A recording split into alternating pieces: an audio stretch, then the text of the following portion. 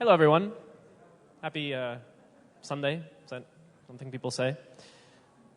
Come on, find a seat. I think there's some open ones there. That was a joke, too. All right. I brought my best jokes because it's the last day.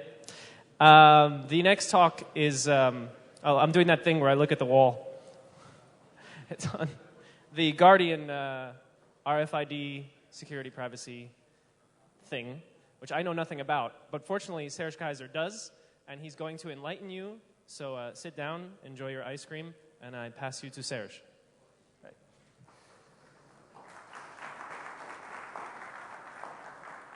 Well, hello everybody. Thanks for showing up and attending this talk.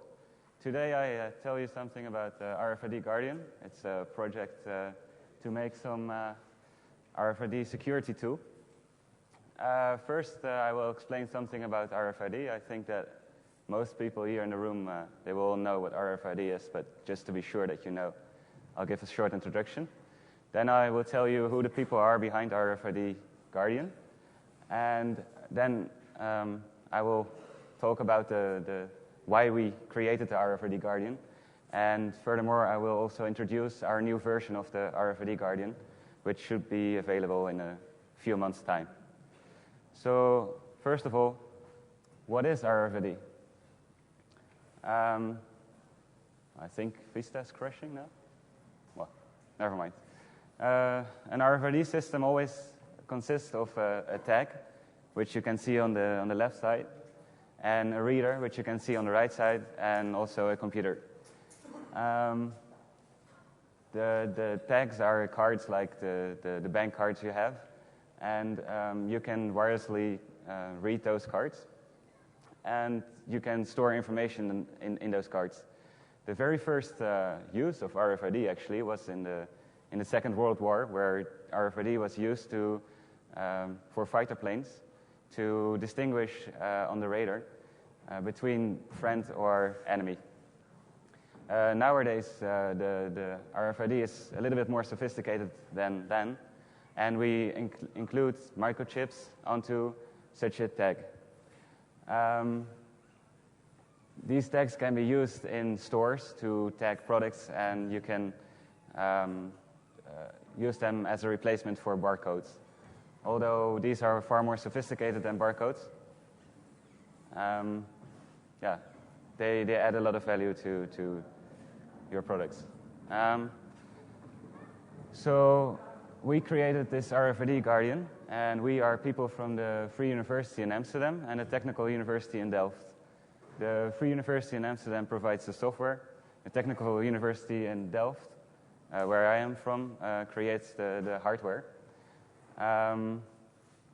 We have a lot of volunteer students, people who do their internships or who do a bachelor project or a master project. However, for the people who keep the whole development running are these three people over here. First, we have a project coordinator. She did her PhD project on this RFID Guardian. Then we have someone who is in charge of the software, and myself, I'm in charge of the hardware.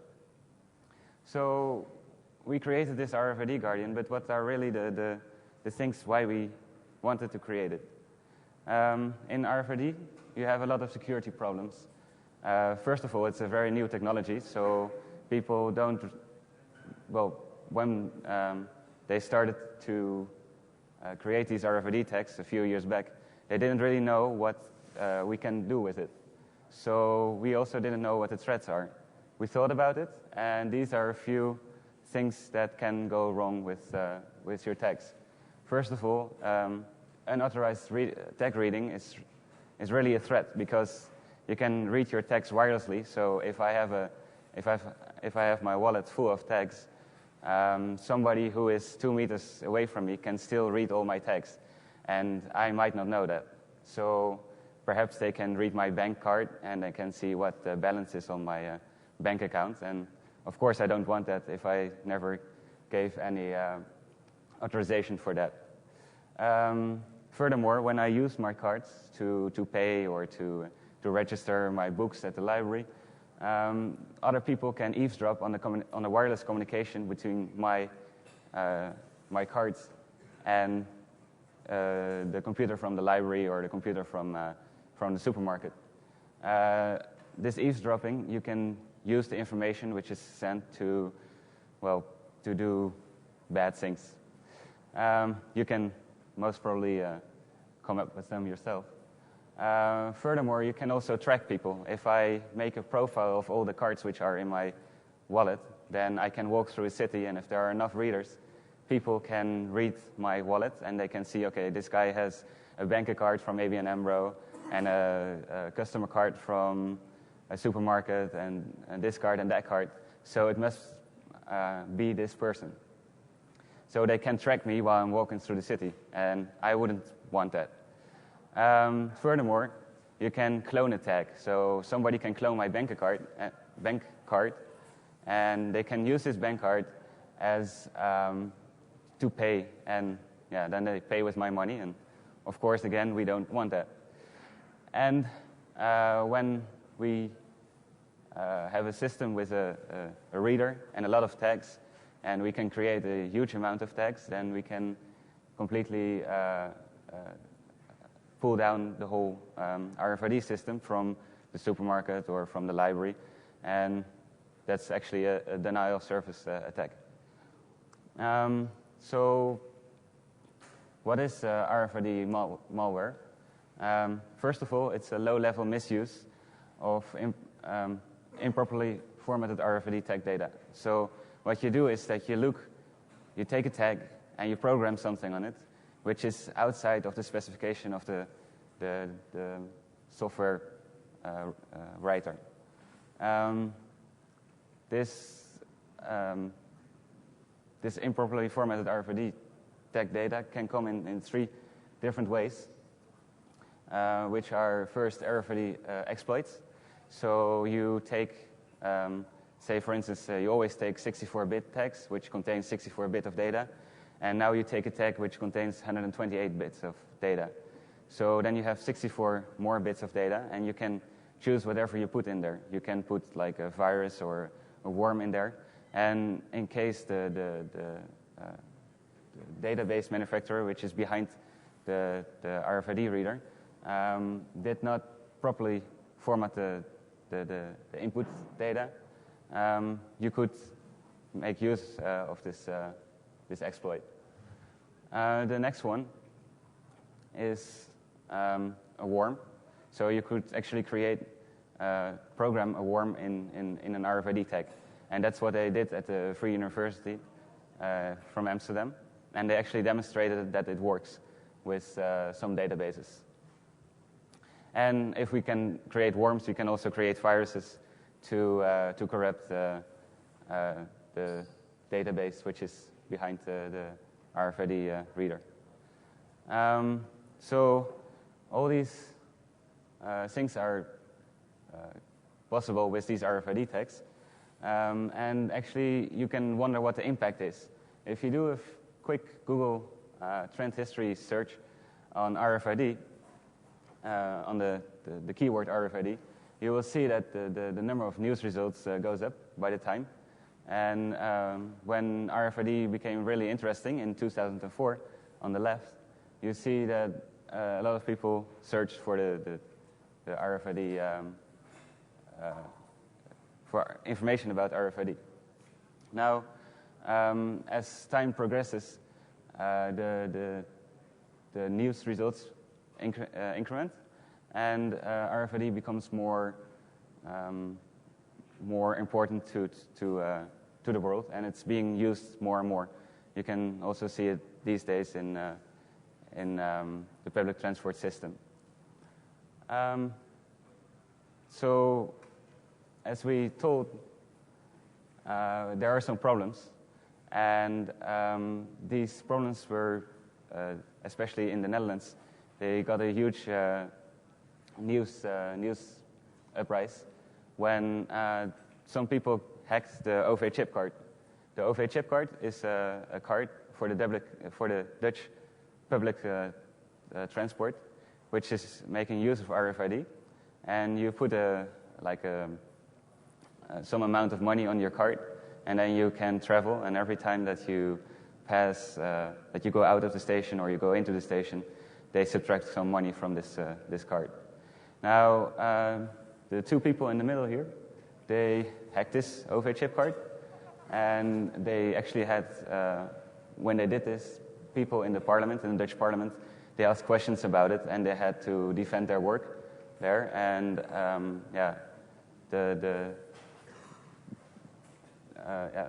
if they had paid more attention to what was the problem with RFID before introducing the OV chip card, they could have prevented all those problems.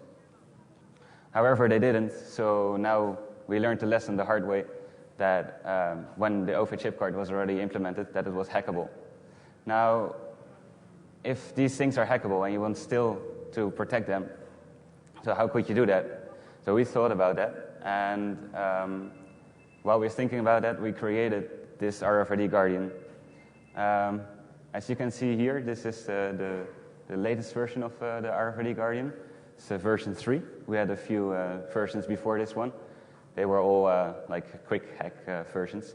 And this is the version which is more, a little bit more structured and which can be produced in a multiple number of times. We did some research on this, and when we were working on this, we saw that other people might also like to use it. So why not make a version which we can mass produce? After we improved this version, we made another version. We're working on that right now, and this is version 4 of the RFID Guardian. So what actually is the RFID Guardian?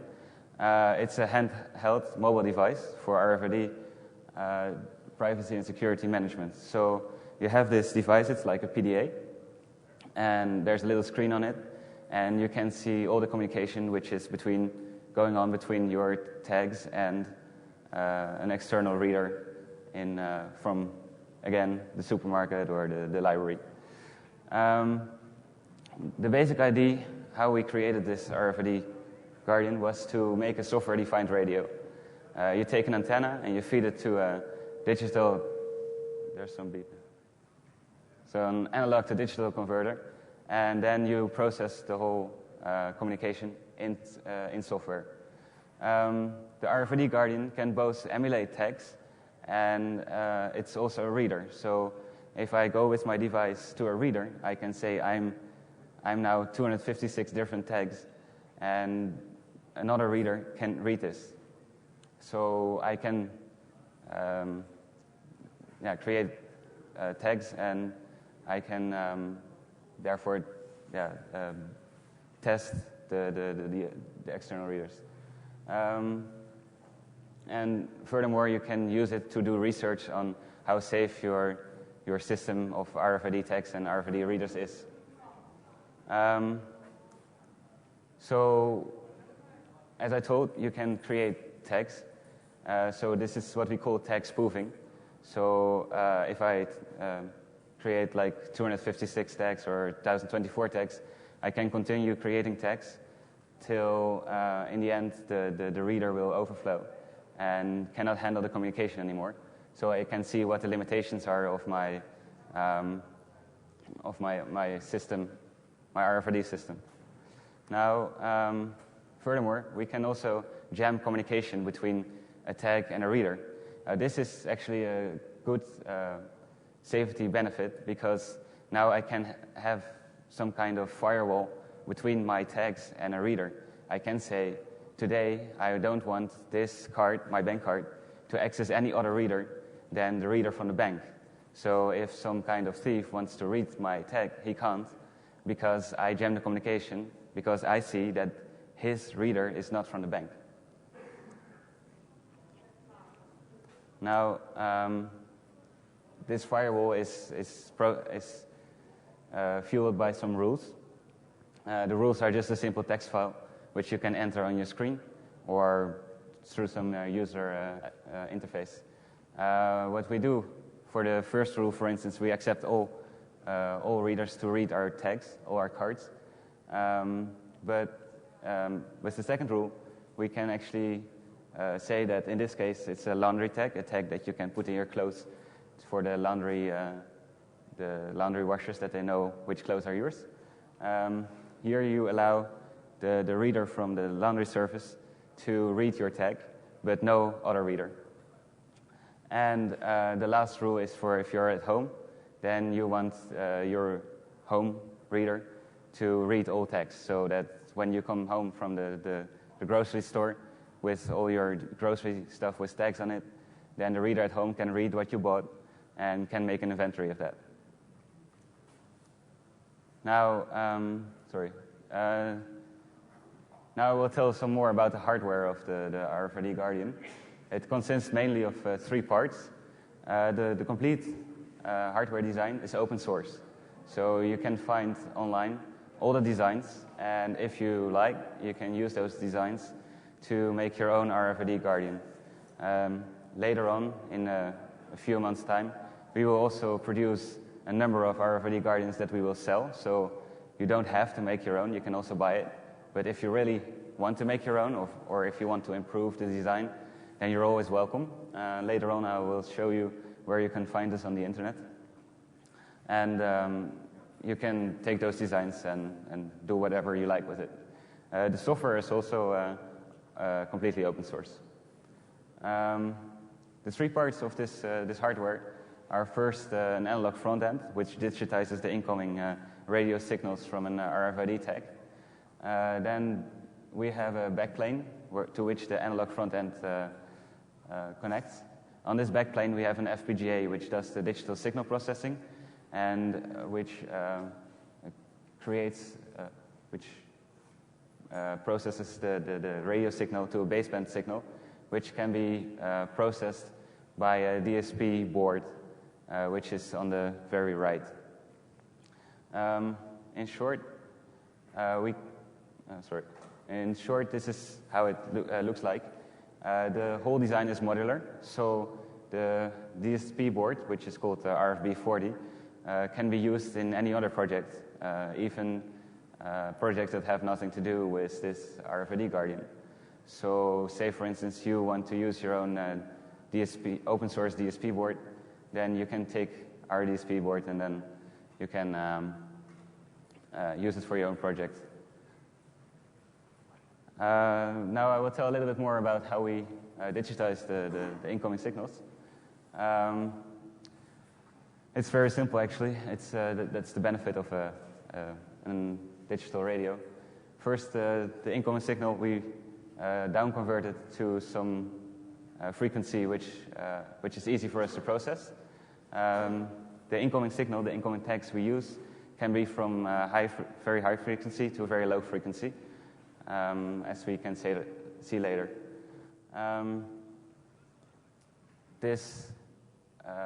After the analog part, we go to the discrete part, and on the right side, that's where the FPGA is, and that's where they demodulate the signals.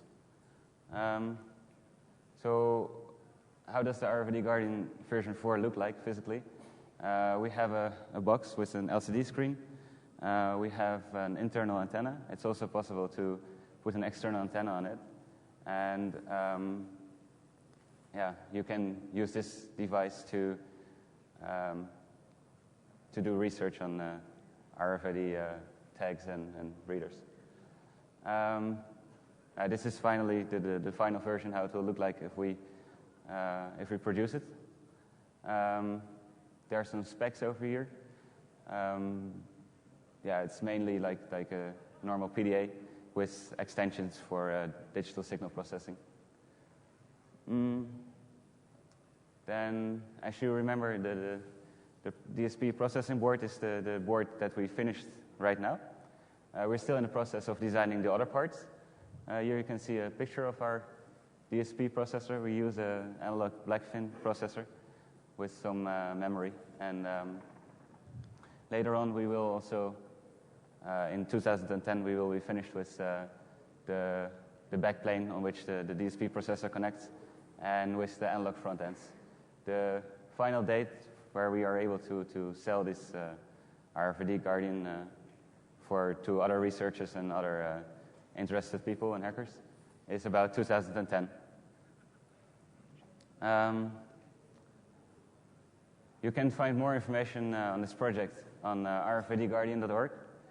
Here we post updates on this project, and you can also find all the information on how to build your own RFID Guardian and which software we use. So if you have any questions, please contact the leader of this project, actually.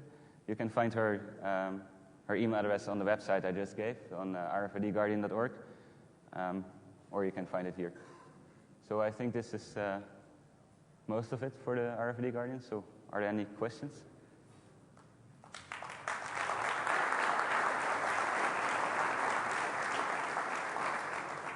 I saw a question.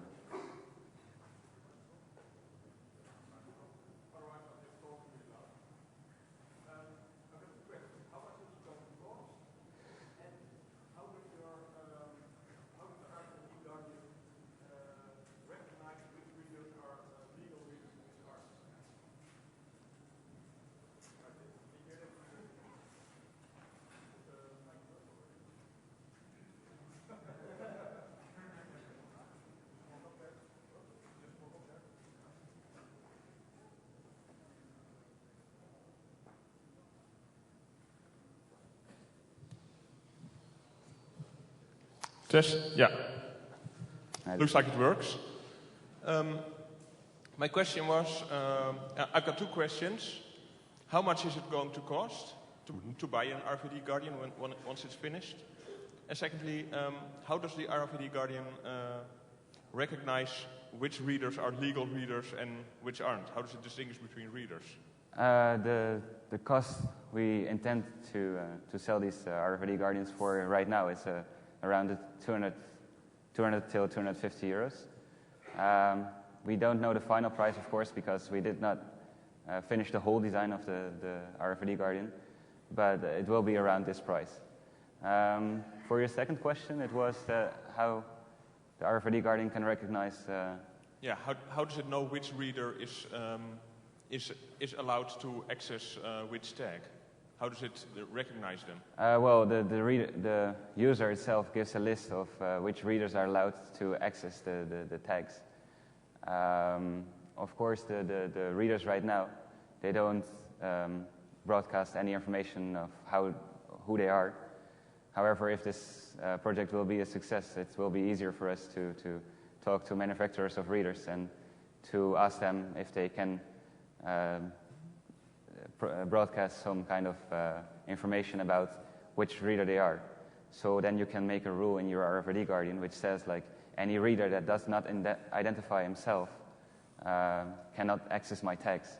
And any reader that identifies himself and has this identification, then he can access my tags. But then won't the problem be that other readers can also pretend to be that legal reader by also submitting the same identification? Sorry? Wouldn't other readers also be able to identify themselves, pretend they are a legal reader by submitting the same authorization? Yes, of course, but then you need a kind of protocol that secures the kind of fingerprint or something that our RFID Guardian can recognize that this is a valid reader or not. Yeah, and so that's the common security, I think. So basically the RFID Guardian depends on the implementation of that protocol and everybody sticking to it, which is not the case if I understand you correctly. Sorry, I could not understand your question. If I understand you correctly, at the moment there's no protocol yet for readers to identify themselves, and the RFID Guardian needs that protocol in order to work correctly. Yes, yeah. Basically they will in the end. I see another question. Hi, I have two questions. The first question is about, with the jamming that you were talking about, how... excuse me, is it not on? There? Yeah, that's better. Okay, sorry. With the jamming that you were talking about, how much information is able to be seen about the jamming by an external reader? So how much can an external, let's say you have a rogue reader, how much can it determine about the existence of your card or whatever from the jamming? And then the second question was around, have you had any early feedback from, say, the transport companies or whatever, claiming any sort of intellectual property ownership such that they wouldn't let you actually copy the content of your own card onto your Guardian? So you're saying you could copy the content of your own card, right? So are they saying, I mean, it wouldn't surprise me, right? If one of the companies says, oh, no, you can't you may buy the card, but you can't copy, you can't clone the content. So I'm just wondering. Sorry, this last part I cannot understand anything of. So if you bought, say, a public transport card, yeah, and you were saying that you could clone the content, yeah? Yeah. Yeah. Have you had any indication from any of these organizations about whether or not they will try to prohibit the cloning of the content through some legal maneuver? Yeah, they might, but mostly it's like that you copy the data on a card.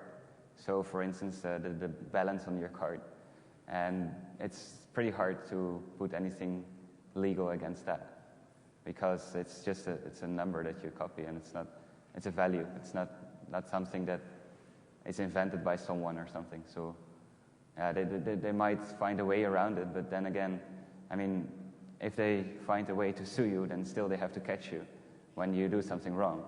So what we wanted to do was to prevent them of doing wrong, rather than seeing first them doing something wrong and then act after that. So, and that first question was about if you have a rogue reader, if you have running around, can it see, oh, there's something jamming the device? Mm-hmm. It can see the jamming, or does it just appear as not visible?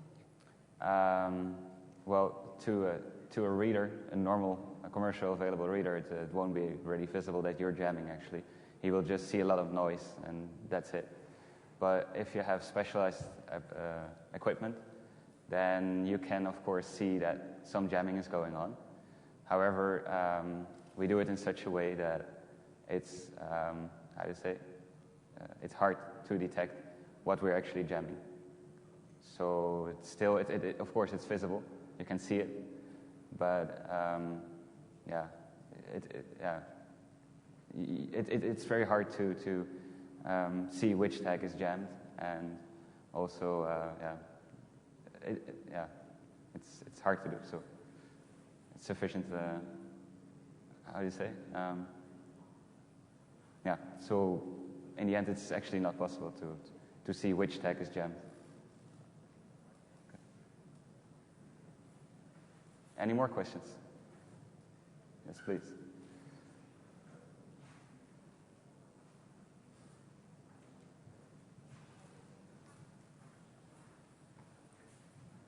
Of what frequency band RFID tags is the RFID Guardian capable to interact? Only on the most usual 200 or 2 points? Well, right now we're working on 13.56 megahertz, which is the most used tag in supermarkets and in bank cards and library cards. But we're also supporting the other frequencies, so low frequency, 135 kilohertz, which is being used by those tags that you can insert in your arm or in pads. And we will also support the higher frequency tags, so 800, 900, and 2.45 gigahertz. And it will be supported by the same hardware, or do I have to buy version 5 for it? The hardware will be mostly the same, only the analog part you have to replace. And we will make parts for that you can replace them. Okay. Any more questions? Yes, hi. You were mentioning the RFID Guardian as a research tool, which will be available in 2010 somewhere for research purposes, right? Yes. Okay. Will you also ship a consumer edition of the RFID Guardian? And if so, what are the barriers to overcome before you will actually ship it? Yes. The problem right now is we are designing it, and when we finish the design, we have to manufacture it. We have some people who can do the manufacturing, So most likely there will be no more problems than with any other thing that people manufacture. So we will make a version which you can buy as a person and as a non-researcher, so that you can play around for your own purposes. Okay, so you will ship the research version of the RFID Guardian in the end of 2010, beginning 2011 or something, and then perhaps re-evaluate if there's a market. Most likely we will release the research and the consumer version at the same time. It will most likely be the same it will be the exact same hardware, but the software of the consumer version might be a little bit more better and more easy to use. More customizable. Okay, thank you. Okay.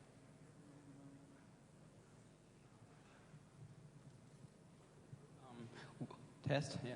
Will it be hard to program own programs for that RFID reader or Guardian if you want to do some extensions on software basis? Excuse me, what was Is that? the software, is it quite an open stack or a framework you are using for the operating system and all the stuff for the RFID Guardian? So are you able to program your own extensions? Yes, it is possible. There is an application program interface for it, and which is available from our website. Okay, so, thank you. And yeah, all the software is open source, except for there's a Bluetooth module in the RFID Guardian, and that part is I'm not sure if that is completely open source, but the rest of the software is all open source. Okay. Thank you. Are there any other questions?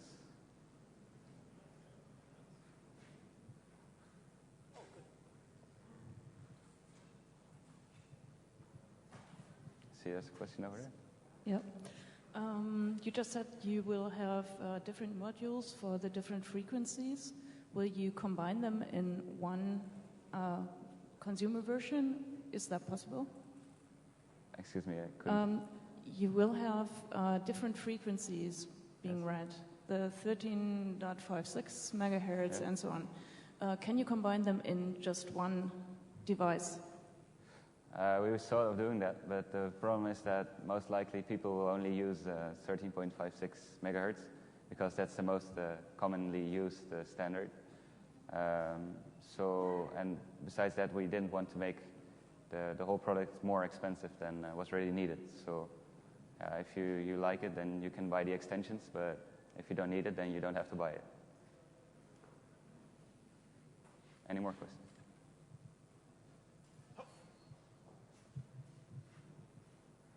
Thank you.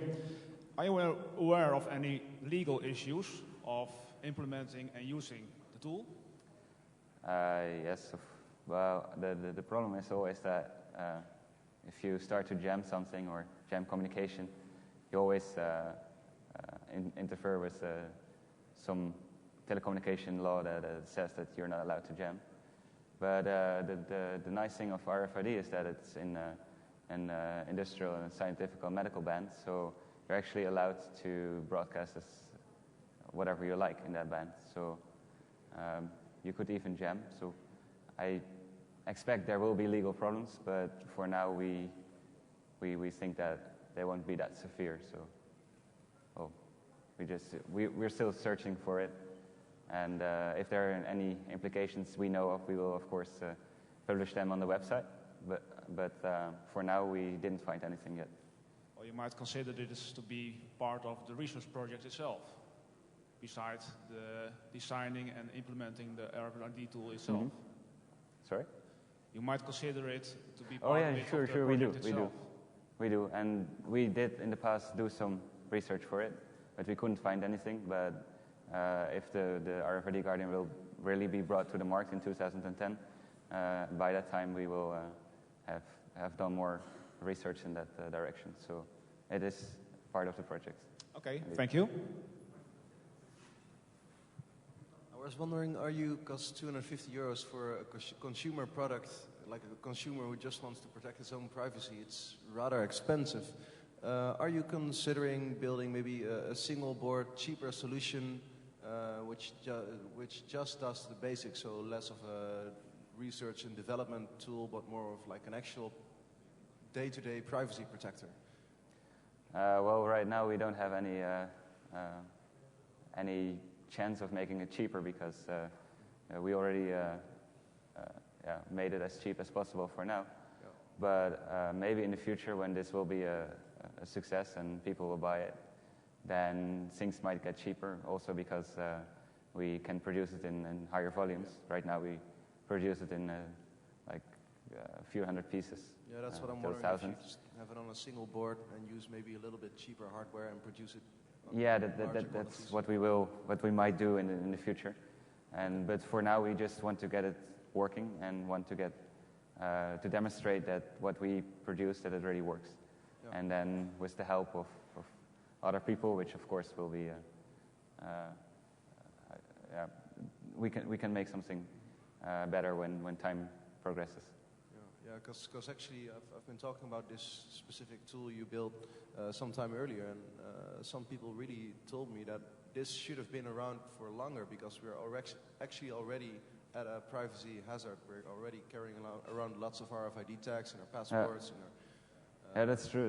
But right now we are, I think there are more tools that could do this, but people they have it as a research project, but they don't commercialize it till now. Are you aware of any other projects that are doing this? Could you name? Or Sorry? Could you name other projects or other people that are working on this, research groups or? Other projects who are working on this? Yes, there were a few. There was, maybe you heard about Proxmark from Johnson & Westhues. It's not exactly the same as this, but it also works on RFID. And you can do more with this tool, but that one, you can also do some things with this. And of course, there is the open reader from Germany, where they made their own RFID reader and they actually sell it, and their plans are also open source. That sounds interesting. Yeah, it's also interesting. You can, of course, find it on the internet. No problem. Any more questions? No? Okay. Well, thank you very much, Serge. Okay.